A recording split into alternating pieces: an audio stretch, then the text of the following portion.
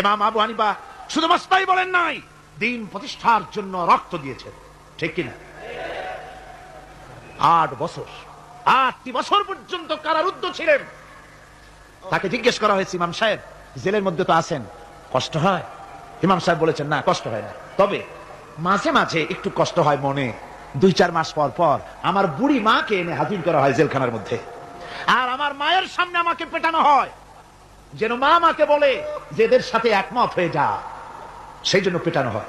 তা আমার মা আমার মায়ের দেখে, আর মায়ের চোখ থেকে পানি পড়তে থাকে, তখন আমার মনে বড় কষ্ট লাগে। তবে আলহামদুলিল্লাহ মা আমার এমন, আমার মার দেখেন আর হজম করেন, আর আমাকে বলেন খবরদার এক চুলো সিদ্ধান্ত থেকে নড়বা না।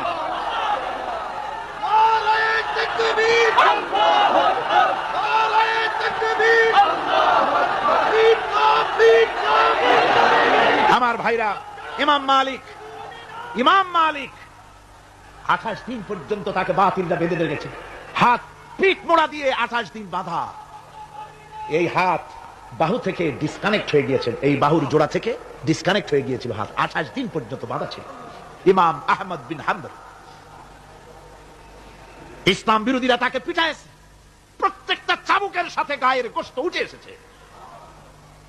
এজন্য কবি বলতেছি, पैरवी बू हनीफा की सनद जिंदान है, हम्बली होता है पीठ पर दुर्रे खाने की बात। হানাফি হতে চাও, জেল জরিমানার জন্য প্রস্তুতি নাও। শুধু সবরি কলা খাইয়া বেহেশতে যাওয়া যাবে না, এত সহজ না।